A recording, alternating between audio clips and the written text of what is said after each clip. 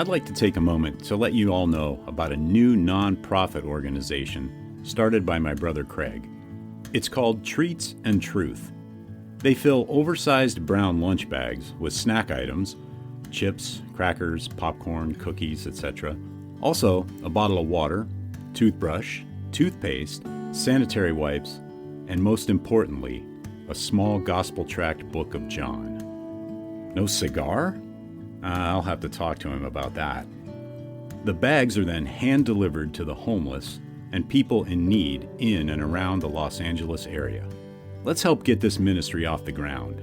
They're a 501c3 tax-exempt organization, so any and all donations are tax-deductible and greatly appreciated.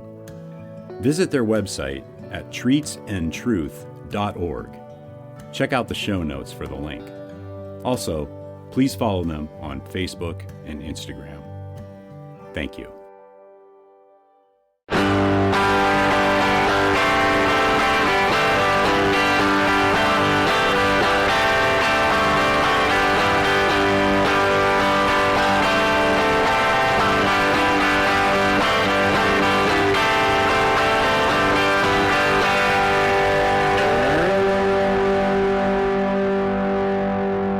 Welcome to episode 68 of the Burning Bush podcast, where we share the message of the Bible while enjoying a good cigar. Hope you're doing well. Glad you decided to listen to the podcast this week, where I am smoking the Aging Room Solera Maduro in the Fantastico Toro 5.5 by 54 Vitola. So let's go ahead and head over to the Altadis website, who distributes the Aging Room cigars, and see what they have to say. Aging Room Solera Maduro, a cigar aged like no other, featuring a San Andres Maduro wrapper. The Solera method of aging has been used for centuries in the making of wine, sherry, rum, and brandy. Now for the first time, we are using the Solera system by combining different vintages of tobacco at different stages of the aging process to obtain a fuller flavor and more complex cigar. This cigar features a San Andres Maduro wrapper, as they said in the first line. So the origin is Dominican, wrapper is San Andres Maduro, and the binder and filler are both Dominican. And the vitolas are the Festivo 4 5/7 by 52. The Fantastico, which is what I'm smoking, is 5 3/5 by 54. And the Fanfare is 6 1/8 by 57. That's the Aging Room Solera Maduro. Now that we've taken care of this week's cigar business, let's go ahead and jump back into Chapter 4 of Dr. Justin Bass's book, The Bedrock of Christianity. The title of this week's section is He Was Buried. What happened to Yohanan after he gave his last breath hanging from that Roman cross? Josephus testifies that in some cases, Jews were taken down from the cross and buried. The Jews used to take so much care of the burial of men that they took down those who were condemned and crucified and buried them before the going down of the sun. Jewish Wars 4.317. Jewish philosopher Philo of Alexandria, 20 BC to AD 50, also testifies to this burial process for crucified Jews, especially on the eve of a holiday such as Passover. On the eve of a holiday of this kind, people who have been crucified have been taken down and their bodies delivered to their relatives, because it was thought well to give them burial and allow them ordinary rites. Flaccus, 83 to 84. Since we have discovered Yohanan's bones in an ossuary in Jerusalem, it seems that what Josephus and Philo said above was true of at least his situation. His body was taken down from the cross, and he was buried in some way, perhaps by his family or friends. Later, his bones were preserved in the ossuary that was discovered in the 20th century. In contrast, Martin Hengel says that most non-Jewish criminals and rebels who were crucified in the ancient world were probably either thrown in some ditch or left to be eaten by the dogs.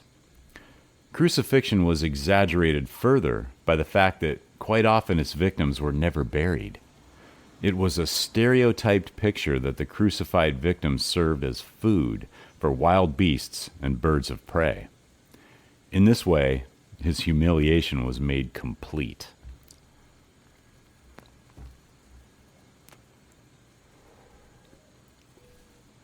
What then happened to Jesus' body?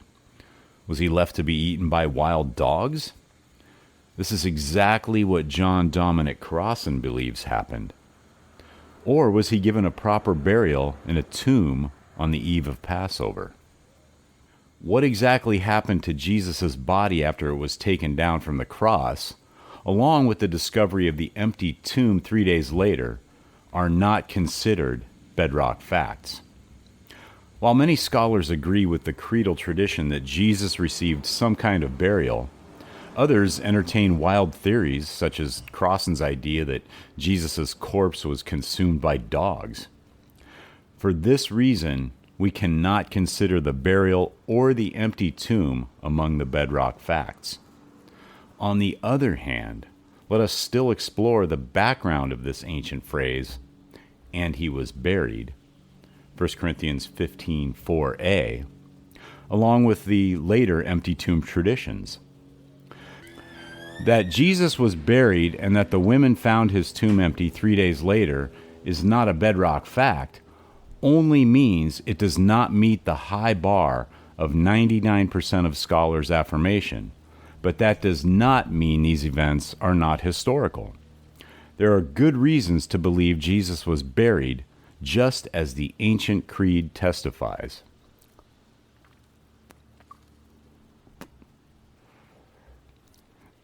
First, the Gospels testify unanimously that a ruling member of the Jewish council, or Sanhedrin, Mark 15:1 and 43, Joseph of Arimathea, courageously asked Pilate for Jesus' body and buried him in his new tomb, Mark 15:42 through 47, Matthew 27:57 through 61, Luke 23:50 through 55, and John 19:38 through 42. Second, the early sermons of Acts are another source that preserves possibly another burial tradition. Paul is recorded as saying in a synagogue sermon, "When they had carried out all that was written concerning him, they took him down from the cross and laid him in a tomb. But God raised him from the dead." Acts 13:29 through 30.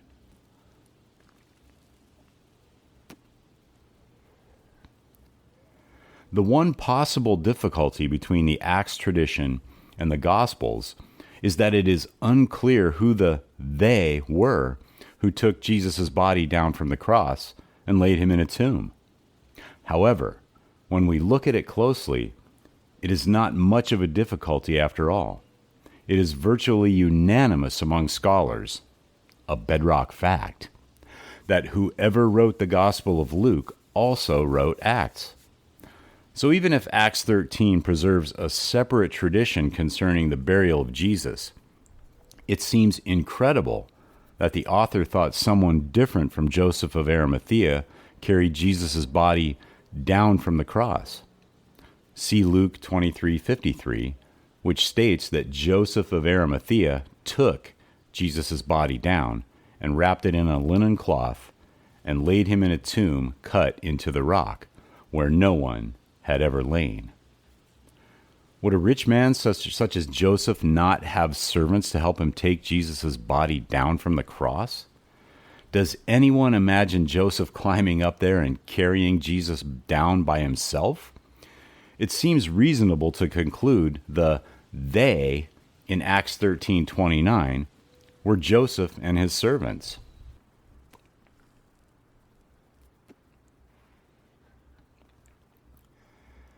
What about the testimony in our earliest creedal tradition, 1 Corinthians 15, 3 through 7, and that he was buried? Does this brief account support the stories in the Gospels concerning Joseph of Arimathea and the empty tomb narratives? It is likely, but not historically certain. First and foremost, the creedal tradition seems to be giving definitive evidence that Jesus did indeed die, in the same way that the list of appearances is giving definitive evidence that Jesus did indeed rise from the dead. It may also imply a proper burial in some kind of tomb. Of the 11 occurrences of this word for buried in the New Testament, in most cases a proper burial in a tomb is assumed. See Matthew 8, 21 to 22, Luke 9, 59 to 60, Luke 16, 22, and Acts 2, 29.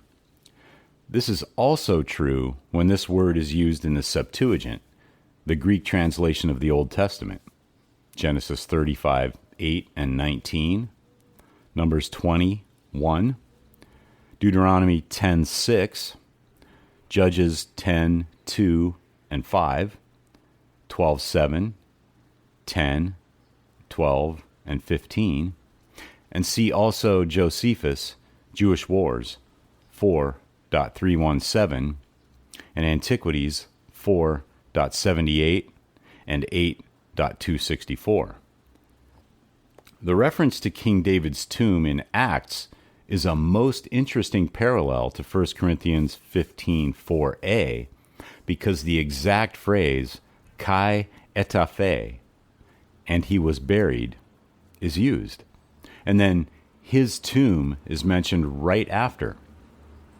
Brethren, I may confidently say to you regarding the patriarch David that he both died and was buried, and his tomb is with us to this day. Acts 2:29. It is possible that Jesus' tomb was assumed in the words, and he was buried.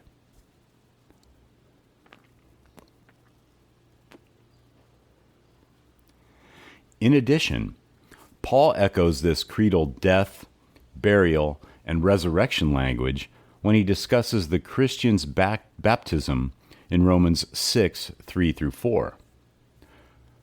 Or do you not know that all of us who have been baptized into Christ Jesus have been baptized into his death? Therefore, we have been buried with him through baptism into death, so that as Christ was raised from the dead through the glory of the Father, so we too might walk in newness of life. Paul sees the Christian reenacting the historical death, burial, and resurrection of Jesus when he or she is baptized into water. This implies a proper burial that the Christians in Rome no doubt gave to fellow believers who had died. In the same way as believers' graves would be empty after they physically rose from the dead at the general resurrection, so was Jesus' burial place empty after he was raised from the dead. Last, the Greek word for he was buried, etaphe, is in the passive form, meaning he was buried by someone. Even though it does not say it explicitly, everyone agrees that the first phrase, Christ died, implies under Pontius Pilate. Therefore, it may have been originally understood that he was buried implies by Joseph of Arimathea. But we can't be sure. All in all, while it does not meet the 99% threshold of a bedrock fact, it is reasonable to conclude with our earliest and multiply attested sources that say Jesus was given a proper burial in a tomb after his crucifixion. That's the end of this week's reading of Chapter 4 of the Bedrock of Christianity by Dr. Justin Bass. Don't forget to check the show notes for the link to Dr. Bass's website where you can pick up copies of his books and check out his YouTube page. and also the Treats and Truth Ministry, where you can help out the homeless, and as well as groundworksministries.com for daily Bible studies and devotionals, and as always, the Burning Bush Podcast merchandise store, where you can pick up some things to help spread the word about the show. And I would appreciate it if you would tell your friends. So until next week, have a great day, have a great cigar, and God bless.